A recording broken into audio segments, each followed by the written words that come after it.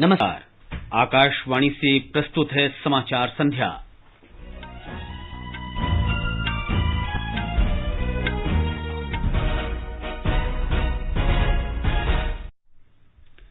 घरेलू उड़ानें फिर शुरू होने से देश भर के विभिन्न हिस्सों में फंसे हजारों लोगों को राहत।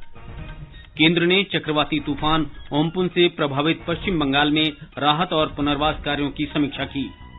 व्यक्तिगत सुरक्षा उपकरण, पीपीई किट और N95 मास्क का घरेलू उत्पादन बढ़कर रोजाना 3 लाख हुआ। देश भर में लॉकडाउन के बावजूद सरकारी एजेंसियों ने पिछले साल से ज्यादा गेहूं खरीदा। 341.56 लाख टन की खरीद। केंद्रीय माध्यमिक शिक्षा बोर्ड सीबीएसई ने 10वीं और 12वीं की बची हुई बोर्ड परीक्षाओं में छात्रों की सुविधा के लिए 3,000 की जगह 15,000 परीक्षा केंद्र बनाए। और पूरे देश में ईद उल फित्र का त्योहार श्रद्धा और उल्लास के साथ मनाया गया।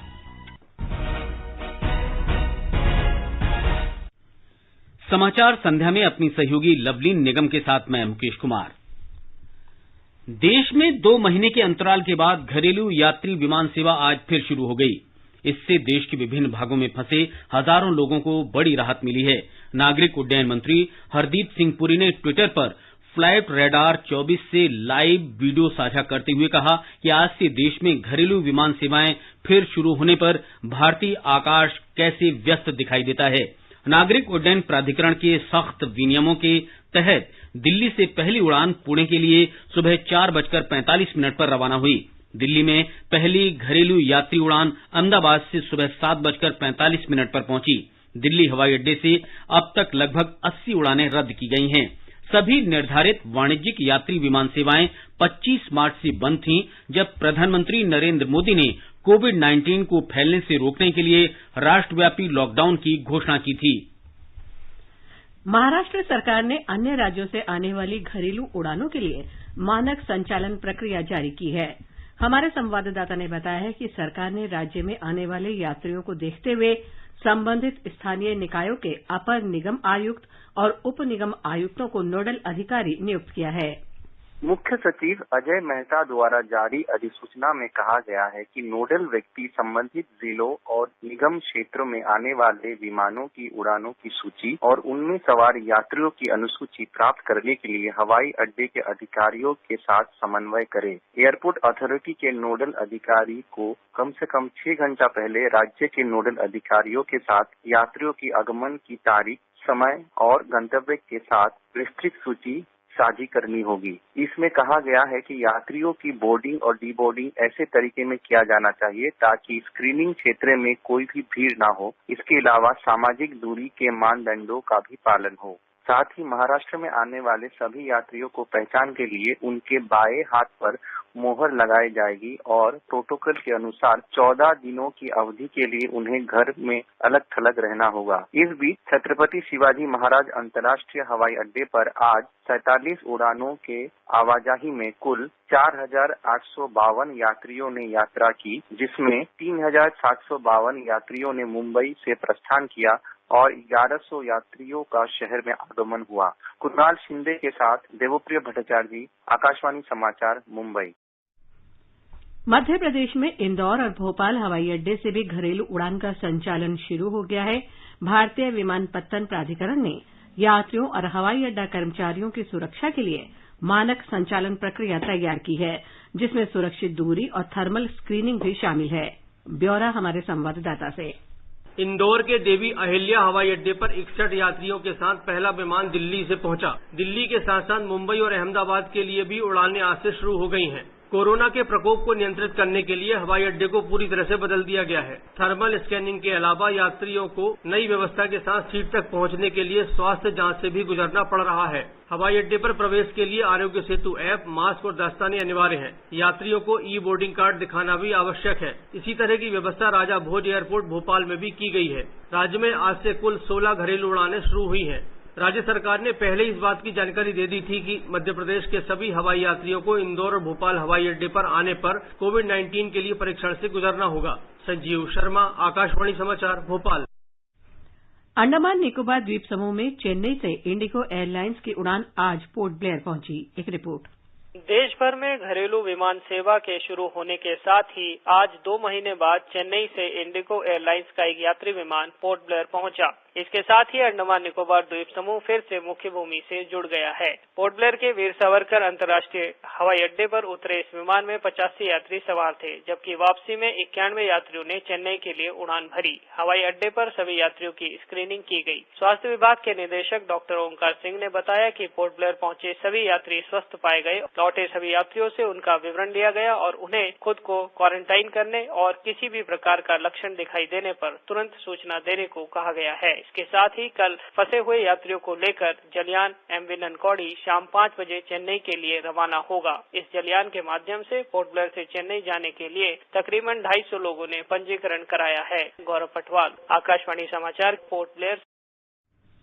नागालैंड में आज के लिए निर्धारित उड़ान सेवाएं 27 मई तक रद्द कर दी गई हैं। दीमापुर हवाई अड्डे के निदेशक मुघावी जिह्मो ने बताया कि निर्धारित उड़ान इसलिए रद्द की गई हैं क्योंकि नागर विमानन महानिदेशालय के निर्देशों के अनुसार कोलकाता से आने और जाने वाली उड़ानें रद्द कर दी गई हैं। कोलकाता हवाई अड्डे से घरेलू उड़ान सेवाओं को कुछ दिन बाद शुरू किया जाएगा क्योंकि राज्य प्रशासन हाल में आए चक्रवाती तूफान से हुए नुकसान और अन्य प्रबंधों के कारण व्यस्त है। केंद्र ने चक्रवाती तूफान अम्पुन से प्रभावित पश्चिम बंगाल के इलाकों में आज राहत और सामान्य स्थिति बहाल करने के कार्यों की प्रगति की समीक्षा की। कैबिनेट सचिव राजीव गाबा की अध्यक्षता में राष्ट्रीय संकट प्रबंधन समिति की बैठक हुई। श्री गाबा ने सलाह दी कि बिजली लाइनें पूरी तरह ठीक करने, दूरसंचार सेवा बहाल करने और पेयजल आपूर्ति फिर शुरू करने को प्राथमिकता दी जाए। उन्होंने कहा कि केंद्रीय एजेंसियां राज्य की आवश्यकता के अनुसार और सहायता उपलब्ध कराने के लिए तैयार हैं। राज्य की मांग के आधार पर अनाज का पर्याप्त स्टॉक तैयार रखा गया है। प्रधानमंत्री ने राज्य सरकार के लिए 1000 करोड़ रुपए की राशि जारी की है। कैबिनेट सचिव ने बताया कि नुकसान का आकलन करने के लिए केंद्रीय गृह मंत्रालय शीघ्र ही एक दल भेजेगा। इस बीच एनडीआरएफ और एसडीआरएफ की टीमों के साथ सड़क परिवहन फिर खोलने के कार्य में मदद के लिए कोलकाता में सेना तैनात की गई है। पश्चिम बंगाल के मुख्य सचिव ने राहत और सामान्य स्थिति बहाल करने के लिए उपलब्ध कराई गई सहायता पर केंद्र को धन्यवाद दिया है। राज्य के तूफान प्रभावित क्षेत्रों में बिजली और दूरसंचार सेवाएं फिर बहाल करने को प्राथमिकता दी जा रही है। ज्यादातर क्षेत्रों में दूरसंचार सेवा बहाल कर दी गई है, लेकिन कुछ क्षेत्रों में बिजली की लाइनें अभी पूरी तरह ठीक नहीं की जा सकी हैं। बिजली मंत्री आर.के. सिंह ने आज पश्चिम बंगाल और ओडिशा में चक्रवाती तूफान के बाद बिजली आपूर्ति बहाल करने के कार्य में प्रगति की समीक्षा की। श्री सिंह ने कहा कि तूफान के कारण बिजली आपूर्ति में अत्यधिक बाधा आई है, लेकिन स्थिति सामान्य बनाने के लिए तेजी से कार्य किया जा रहा है। श्री सिंह ने विश्वास व्यक्त किया कि ओडिशा में आज शाम तक बिजली आपूर्ति बहाल कर दी जाएगी। उन्होंने कहा कि कोलकाता के कुछ भागों में और पश्चिम बंगाल के कुछ अन्य जिलों में सामान्य स्थिति बहाल करने का कार्य प्रगति पर है। सूचना और संचार प्रौद्योगिकी मंत्री रविशंकर प्रसाद ने आज दूरसंचार सचिव, बीएसएनएल के अध्यक्ष और प्रबंध निदेशक, पश्चिम बंगाल और ओडिशा के मुख्य महाप्रबंधकों से दोनों राज्यों में टेलीफोन सेवा बहाल करने में तेजी लाने को कहा है। श्री प्रसाद ने कहा कि सेवा बहाल करने के पूरे प्रयास किए जा रहे हैं, लेकिन बिजली आपूर्ति बहाल करने और गिरे हुए पेड़ हटाने जैसी समस्याएं बनी हुई हैं। उन्होंने स्थानीय प्राधिकरण के साथ मिलकर कार्य करने और सेवाएं बहाल करने के कार्य में तेजी लाने को कहा है। स्वास्थ्य मंत्रालय ने कहा है कि भारत ने व्यक्तिगत सुरक्षा उपकरण, पीपीई किट और N95 मास्क से संबंधित घरेलू उत्पादन क्षमता में महत्वपूर्ण बढ़ोतरी की है। राज्यों और केंद्र शासित प्रदेशों को इसकी पर्याप्त आपूर्ति की जा रही है। देश में अब 3 लाख से अधिक पीपीई किट और N95 मास्क प्रतिदिन बनाए जा रहे हैं। राज्यों और केंद्र शासित प्रदेशों और केंद्रीय संस्थानों को 111 लाख N95 मास्क और 74,48,000 पीपीई किट दी गई हैं। सरकारी एजेंसियों ने कल तक 341,56,000 टन गेहूं की खरीद की है। ये पिछले वर्ष की खरीद से 25,000 टन से अधिक है। कोविड-19 महामारी और देशव्यापी लॉकडाउन के बावजूद खरीद में ये वृद्धि हुई है। देश में हर वर्ष गेहूं की कटाई सामान्य रूप से मार्च के अंत में शुरू होती है और अप्रैल के पहले सप्ताह में खरीद आरंभ हो जाती है। 25 मार्च को लॉकडाउन लागू होने के साथ ही सभी गतिविधियां बंद हो गई थीं। उस समय फसल पक चुकी थी और कटाई के लिए तैयार थी। इसके मद्देनजर केंद्र ने खेतीबाड़ी संबंधी गतिविधियों को लॉकडाउन से छूट दी। इसके बाद 15 अप्रैल से गेहूं की खरीद शुरू हुई। केंद्र सरकार, भारतीय खाद्य निगम, राज्य सरकारों और उनकी एजेंसियों के ठोस और समन्वित प्रयासों से अनाज की अधिकता वाले सभी राज्यों में सुगमतापूर्वक गेहूं की खरीद हो सकी।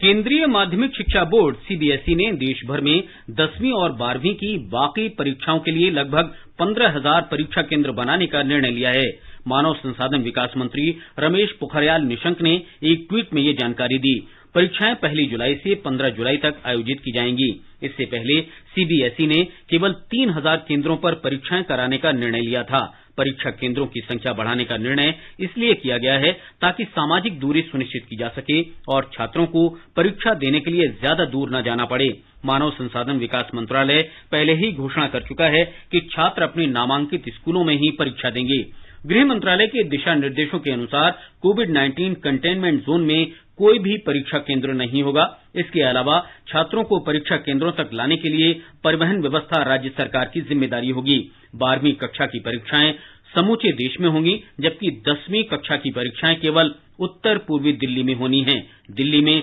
कानून व्यवस्था की स्थिति के कारण निर्धारित तिथि पर परीक्षा नहीं हो सकी थी। केंद्र सरकार ने विदेशों से भारतीयों को वापस लाने के लिए वंदे भारत मिशन के दूसरे चरण में 169 उड़ानों को शामिल किया है। दूसरे चरण में इस विस्तारित भाग में कल से नई उड़ानें शामिल की जाएंगी। एक रिपोर्ट।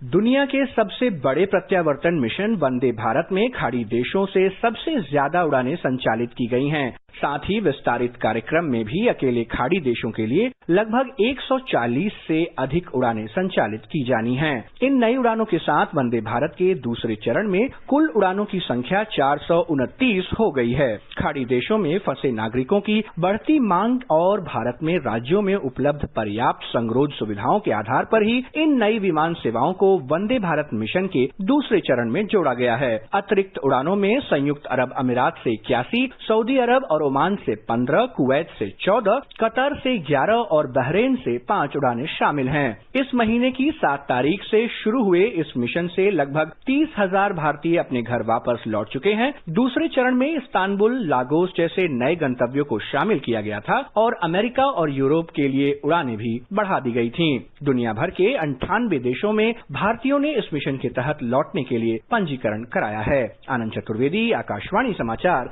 दिल्ली। इस चरण में अधिकतम उड़ानें संयुक्त अरब अमारात से संचालित की जाएंगी। ब्यौरा हमारी संवाददाता से। वंदे भारत मिशन के इस चरण में और अधिक उड़ानों का प्रावधान किया गया है ताकि ज्यादा से ज्यादा परेशानी में फंसे भारतीय नागरिक इसका लाभ उठा सकें। कल से इस चरण की शुरुआत होगी। खाड़ी देशों से लगभग 140 उड़ानें निर्धारित की गई हैं, जिनमें सबसे ज्यादा उड़ान संयुक्त अरब अमीरात से तय की गई है। 57 उड़ानें दुबई से और 26 उड़ानें अबू धाबी से। खाड़ी में बसे लगभग 23,000 से भी ज्यादा भारतीय इन विशेष उड़ानों से स्वदेश लौट सकेंगे। संयुक्त अरब अमीरात में स्थित भारतीय मिशन ने एक ट्वीट में कहा कि इस चरण में और नए गंतव्यों को जोड़ा गया है और आने वाले दिनों में और नए गंतव्य जोड़े जाएंगे। अधिकांश उड़ानें केरल राज्य के लिए है। अन्य जगहों में जयपुर, गया, चंडीगढ़, अमृतसर, गोवा, मदुरई, चेन्नई, दिल्ली, हैदराबाद, कोयम्बटूर, अहमदाबाद, श्रीनगर और बेंगलुरु शामिल हैं। पहले की तरह परेशानी में फंसे श्रमिक, गर्भवती महिलाएं, बुजुर्ग, मेडिकल इमरजेंसी के केस को भेजने में प्राथमिकता दी जाएगी। कंचन प्रसाद, आकाशवाणी समाचार, दुबई। पिछले 2 सप्ताह से अधिक समय में करीब 6,000 भारतीयों को वंदे भारत मिशन के पहले चरण में स्वदेश पहुंचाया गया है।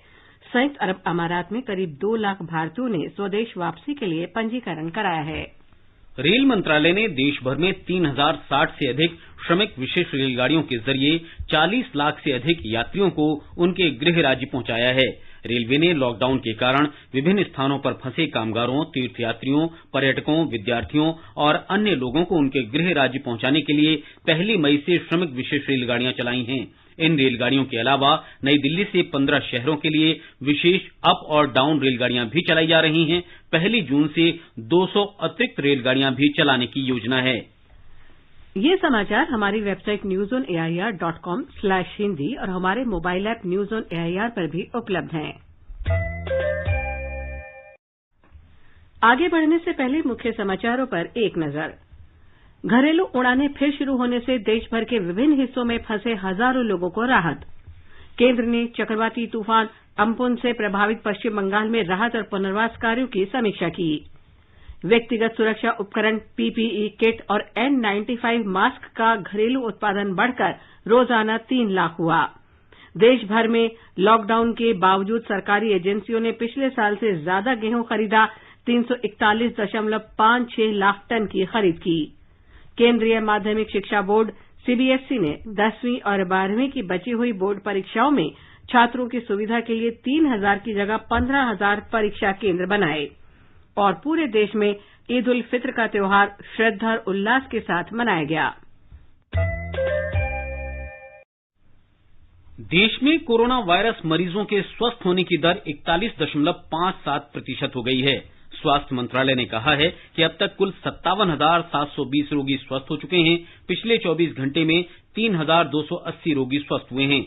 संक्रमित लोगों की संख्या 1,38,845 हो गई है। 77,103 मरीजों का इलाज चल रहा है।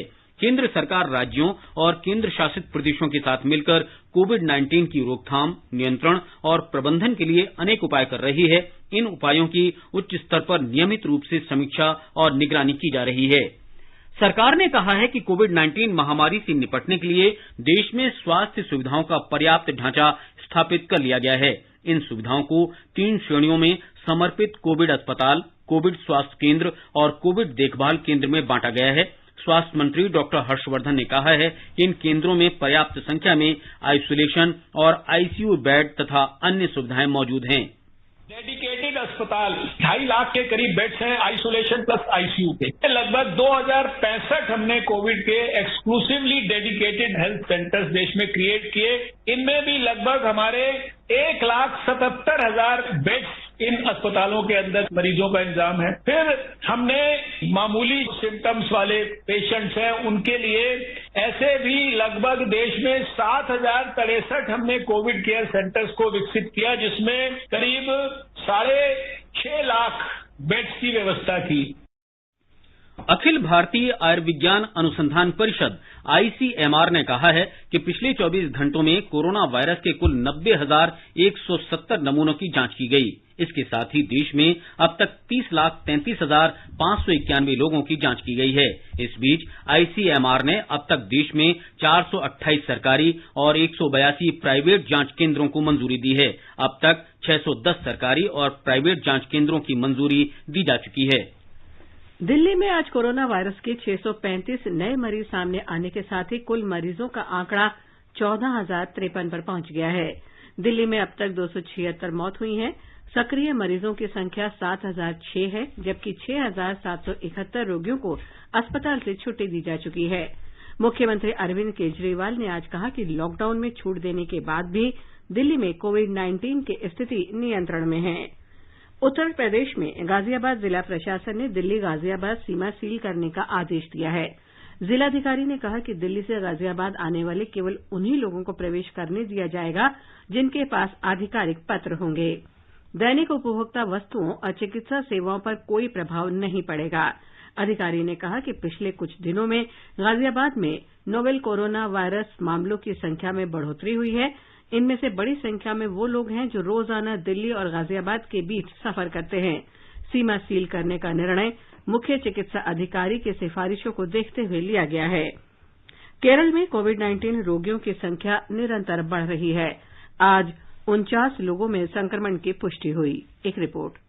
संक्रमित लोगों में से 18 रोगी विदेशों से लौटे हैं, जबकि 25 अन्य राज्यों से आए हैं। इस समय राज्य में 359 रोगियों का इलाज चल रहा है। आज 12 रोगी ठीक हुए। इसके साथ ही संक्रमण से ठीक हुए लोगों की संख्या 532 हो गई। इस बीच वंदे भारत मिशन के तहत 4 बच्चों सहित 103 यात्रियों को लेकर विशेष उड़ान आज सैन फ्रांसिस्को से कोच्चि पहुंची। एक विशेष उड़ान मेलबर्न से रात 10 बजे कोच्चि पहुंचेगी। तिरुवनंतपुरम से मयूषा की रिपोर्ट के साथ समाचार कक्ष से मनीषा खन्ना। मेघालय में आज एक और व्यक्ति में कोविड-19 संक्रमण पाया गया। राज्य में अब सक्रिय मामलों की संख्या 2 हो गई है। राज्य में कुल पॉजिटिव मामलों का आंकड़ा 15 तक पहुंच गया है। इस बीच अब तक 9,500 लोग राज्य में वापस लौट आए हैं। केंद्र शासित प्रदेश जम्मू कश्मीर के उपराज्यपाल के सलाहकार बशीर अहमद खान ने आज श्रीनगर के सौरा में कोविड-19 तथा अन्य संक्रामक रोगियों के उपचार के लिए शेरे Kashmir institute of medical sciences में अपनी तरह की पहली संक्रामक रोग उपचार इकाई का उद्घाटन किया। उन्होंने निर्देश दिया कि अग्रिम पंक्ति में कार्य करने वालों और अन्य कर्मचारियों की सुरक्षा के लिए व्यक्तिगत सुरक्षा उपकरण, पीपीई किट और अन्य सभी प्रकार की सुविधाएं इस इकाई को उपलब्ध कराना सुनिश्चित किया जाए। लॉकडाउन के कारण हरियाणा से अपने घर पहुंचे कामगार सीताराम का कहना है कि उन्हें निःशुल्क राशन मिलने से बहुत राहत मिल रही है। मेरा नाम सीताराम है, जिला सोनीपत। मैं हरियाणा गया था काम करने के लिए, उसमें मैंने काम किया और वहाँ कोरोना बीमारी के कारण मुझे घर आना पड़ा, काम बंद हो गया। फिर अपने गांव आए, मेरा राशन कार्ड बना हुआ है, जिसे गल्ला मिलता है फ्री और मेरा पालन पोषण हो रहा है। सरकार के लिए धन्यवाद। जानी मानी अभिनेत्री विद्या बालन ने लोगों से घर में ही रहने की अपील की है। उन्होंने कहा कि स्वयं घर में रहकर लोगों को सुरक्षित रखने में योगदान दिया जा सकता है। ये बेशक हम सब के लिए एक बहुत ही कठिन और मुश्किल समय है और ये हिंदुस्तानियों की खासियत है कि कोई मुश्किल आती है तो हम सब साथ खड़े रहते हैं। पर इस वक्त साथ खड़े रहने का मतलब है कि हम एक दूसरे से दूरी बनाए रखें। घर पर रहिए, अपना ख्याल रखिए, stay home, stay safe. Akashvani का समाचार सेवा प्रभाग आज फोन इन कार्यक्रम में कोविड-19 पर विशेष परिचर्चा प्रसारित करेगा। ये कार्यक्रम रात 9:25 से FM गोल्ड और अतिरिक्त मीटरों पर सुना जा सकता है। डॉक्टर राम मनोहर लोहिया अस्पताल के वरिष्ठ चिकित्सक डॉक्टर AK वार्ष्णेय इस कार्यक्रम में हिस्सा लेंगे। श्रोता टोल फ्री नंबर 1800-115767 और 011-2331-4444 पर कॉल कर विशेषज्ञों से सवाल पूछ सकते हैं। अखिल भारतीय आयुर्विज्ञान संस्थान नई दिल्ली में वृद्धावस्था विभाग में डॉक्टर प्रसून चटर्जी ने वरिष्ठ नागरिकों को घर पर ही रहने की सलाह दी है, क्योंकि कोविड-19 संक्रमण से उन्हें ज्यादा खतरा है। सीनियर सिटीजन को एक्सरसाइज करते रहना है, चाहे वॉकिंग हो, चाहे रेजिस्टिव ट्रेनिंग हो, चाहे योगा हो, ब्रीदिंग एक्सरसाइज हो, और खुश रहना है। आपको ये नहीं समझना है this term is not actually social distancing, ये फिजिकल डिस्टेंसिंग। आप वर्चुअल वर्ल्ड में मोबाइल हो जाए, कंप्यूटर के थ्रू अपने रिश्तेदार से बात करते रहे। अननेसेसरी घर के बाहर मत जाइए, क्योंकि आपका जो इम्यून सिस्टम है वो कंपेरेटिवली यंग एज के मुताबिक वीक है। कम कम खाइए, बार बार खाइए, फ्रेश फूड, वेजिटेबल्स खाइए, उससे आपका इम्यून सिस्टम इंप्रूव होगी। एम्स के हृदय रोग विभाग के डॉक्टर अंबुज रॉय ने हृदय रोगियों को सुरक्षित दूरी बनाए रखने का पालन करने की सलाह दी है। In the larger population, it has given them time to understand the seriousness of the disease, the precautions they need to take, how to live with it. They have practiced social distancing. The people who already have heart disease, people who have had brain strokes, people who have lung disease, people who have some kind of cancer, they're much more prone to a more severe form of the disease if they get the disease. केंद्र शासित प्रदेश जम्मू कश्मीर के कुलगाम जिले के खुड हांजीपोरा में आज सवेरे एक मुठभेड़ में 2 आतंकवादी मारे गए। खुफिया जानकारी मिलने पर सुरक्षा बलों की संयुक्त टीम ने आज तड़के क्षेत्र में घेराबंदी और तलाशी अभियान शुरू किया। मुठभेड़ स्थल से हथियार और गोला बारूद जब्त किए गए। क्षेत्र में तलाशी अभियान जारी है और ब्यौरे की प्रतीक्षा है। इस बीच अधिकारियों ने कुलगाम और शोपियां जिलों में एहतियात के तौर पर मोबाइल इंटरनेट सेवाएं स्थगित कर दी हैं। वायुसेना कोयम्बटूर के निकट सुलूर वायुसैनिक अड्डे पर हल्के लड़ाकू विमान तेजस के बेड़े के साथ स्क्वाड्रन शुरू करने के लिए पूरी तरह तैयार है। इस स्क्वाड्रन का नाम नवंबर 18 फ्लाइंग बुलेट्स रखा गया है। वायुसेना अध्यक्ष air chief marshal RKS Bhadauria बुधवार को इसका शुभारंभ करेंगे। आधुनिक बहुउद्देशीय हल्के लड़ाकू विमान से लैस ये वायुसेना का दूसरा स्क्वाड्रन होगा। राष्ट्रपति, उपराष्ट्रपति, प्रधानमंत्री और गृहमंत्री ने हॉकी के जाने माने खिलाड़ी बलबीर सिंह के निधन पर शोक व्यक्त किया है। राष्ट्रपति रामनाथ कोविंद ने कहा कि 3 बार के ओलंपिक स्वर्ण पदक विजेता, पद्मश्री से सम्मानित और भारत के महानतम एथलीटों में से एक बलबीर सिंह सीनियर की विरासत भावी पीढ़ियों को प्रेरित करती रहेगी। उपराष्ट्रपति M वेंकैया नायडू ने कहा कि उन्होंने एक श्रेष्ठ हॉकी खिलाड़ी के रूप में देश का गौरव बढ़ाया। प्रधानमंत्री ने कहा कि वे निसंदेह एक शानदार खिलाड़ी और बेहतरीन प्रशिक्षक भी थे। गृहमंत्री अमित शाह ने कहा कि उन्होंने अपने प्रदर्शन से हॉकी जगत में अमिट छाप छोड़ी। 3 बार के ओलंपिक स्वर्ण पदक विजेता टीम के सदस्य बलबीर सिंह सीनियर का आज सवेरे 6:30 बजे पंजाब में मोहाली के एक निजी अस्पताल में निधन हो गया था। वे 95 वर्ष के थे। देश के महानतम खिलाड़ियों में से एक Balbir Singh senior 1948 London, 1952 Helsinki और 1956 मेलबर्न ओलंपिक में स्वर्ण पदक विजेता भारतीय हॉकी टीम का हिस्सा रहे। अंतर्राष्ट्रीय ओलंपिक समिति द्वारा चुने गए आधुनिक ओलंपिक इतिहास के 16 दिग्गजों में शामिल वे एकमात्र भारतीय खिलाड़ी थे। ओलंपिक के पुरुष हॉकी फाइनल में उनका बनाया रिकॉर्ड अभी भी बरकरार है। 1947 से 1958 तक अपने शानदार खेल कैरियर में बलबीर सिंह सीनियर ने 246 गोल किए। वे 1975 के हॉकी विश्व कप विजेता भारतीय टीम के मैनेजर भी थे। ईद उल फित्र का त्योहार आज धार्मिक श्रद्धा और हर्षोल्लास के साथ मनाया जा रहा है। ये पर्व रमजान की समाप्ति पर मनाया जाता है। जम्मू कश्मीर और केरल में ईद कल मनाई गई। राष्ट्रीय राजधानी दिल्ली में लोग ईद उल फित्र अपने घरों में ही सादगी से मनाई। लॉकडाउन के कारण जामा मस्जिद और अन्य मस्जिदों में नमाज अदा करना संभव न होने के कारण लोगों ने घर पर ही नमाज अदा की। उत्तर प्रदेश में भी लोगों ने ईद उल फित्र का त्योहार अपने अपने घरों में ही मनाया। हमारे संवाददाता ने बताया है कि अनेक स्थानों पर नमाज ऑनलाइन भी अदा की गई। प्रदेश के कई जिलों में तकनीक की मदद लेते हुए लोगों ने घरों में एक साथ ऑनलाइन रहकर नमाज पढ़ी। जौनपुर में इसके लिए एक लाइब्रेरी में खास इंतजाम भी किए गए थे। बाकी जिलों में भी लोगों ने सोशल डिस्टेंसिंग के सभी मानकों का पालन करते हुए खास नमाज अदा की। प्रमुख धर्म गुरुओं ने लोगों से घरों में रहने और सोशल डिस्टेंसिंग का पालन करते हुए ईद मनाने की अपील की थी। कुछ ईदगाहों पर चुनिंदा लोगों ने ही नमाज पढ़ी जो पूरी तरीके से मास्क लगाए हुए थे और इस दौरान पर्याप्त सुरक्षा इंतजाम भी किए गए। सुशील चंद्र तिवारी, आकाशवाणी समाचार, लखनऊ। प्रधानमंत्री नरेंद्र मोदी ने आज बांग्लादेश की प्रधानमंत्री शेख हसीना और बांग्लादेश की जनता को ईद उल फित्र की शुभकामनाएं दी हैं। उन्होंने दोनों देशों में चक्रवाती तूफान के कारण हुई तबाही के आकलन के बारे में चर्चा की। नेपाल में कोविड-19 के कारण एक और व्यक्ति की मौत के साथ ही मरने वालों की संख्या 4 हो गई है। इस बीच 79 और लोगों को संक्रमित पाए जाने के साथ ही संक्रमित व्यक्तियों की कुल संख्या 682 हो गई है। समूचा उत्तर भारत भीषण गर्मी और लू की चपेट में है। राजस्थान में पिछले 24 घंटों के दौरान चूरू में तापमान 47.4 डिग्री सेल्सियस रिकॉर्ड किया गया, जो देश भर में सर्वाधिक है। हमारे संवाददाता ने बताया है कि राज्य में चिलचिलाती गर्मी से सामान्य जनजीवन प्रभावित हुआ है। राज्य के ज्यादातर शहरों में अधिकतम तापमान 44 डिग्री सेल्सियस से ऊपर बना हुआ है। श्रीगंगानगर में आज 46.9 डिग्री सेल्सियस, बीकानेर में 46.8 डिग्री सेल्सियस, कोटा में 46.4 डिग्री सेल्सियस और जैसलमेर में तापमान 46 डिग्री सेल्सियस दर्ज किया गया है। मौसम विभाग ने कहा है कि प्रदेश के ज्यादातर हिस्से आने वाले 3 दिनों तक भीषण लू की चपेट में रहेंगे। मौसम विभाग के अनुसार 29 मई से तापमान में गिरावट होने के आसार हैं। जितेंद्र द्विवेदी, आकाशवाणी समाचार, जयपुर। और अब एक नजर कल के मौसम के पूर्वानुमान पर।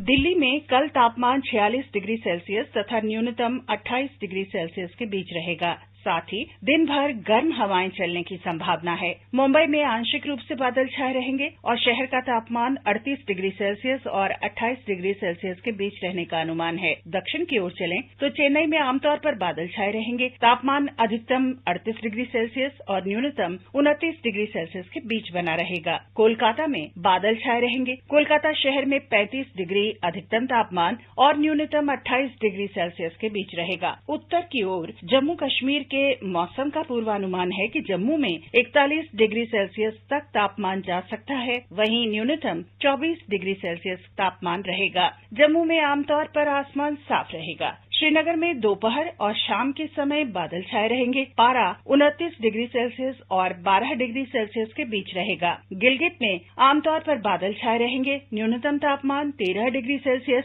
और अधिकतम 34 डिग्री सेल्सियस तक जा सकता है। मुजफ्फराबाद में आसमान साफ रहेगा, लेकिन दोपहर या शाम के समय बादल छाए रहने की संभावना है। पारा 17 डिग्री सेल्सियस से 38 डिग्री सेल्सियस के बीच रहने का मौसम विभाग का पूर्वानुमान है। चंद्रिका।